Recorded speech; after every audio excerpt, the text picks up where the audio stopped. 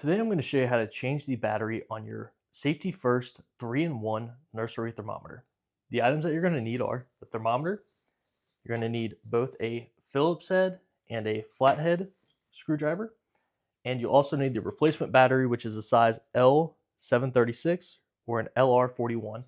I will have all of this linked in the description below. First, what you want to do is grab your thermometer and the Phillips head screwdriver.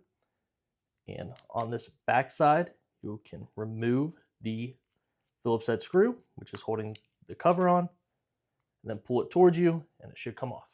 Next, this will expose the battery.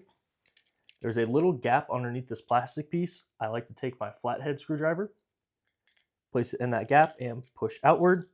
That will release the battery. So once we take the old one out, you can grab your new battery. You want it to be positive side down. So what I find helpful is actually resting it on this plastic piece in the orientation that I need, and then slowly pushing it into the groove here.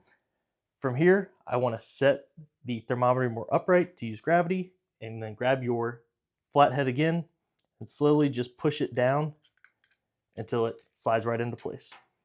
Next, you can flip it over and make sure that it's on, works. Once it does, you can grab the cover, and this tab down here will go right into this groove.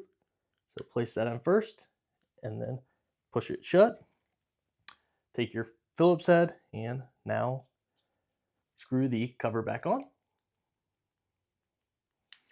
And once it's closed, you can check again to see if the thermometer works, and it does, so you're good to go. If this video is useful, please leave a thumbs up. Thank you.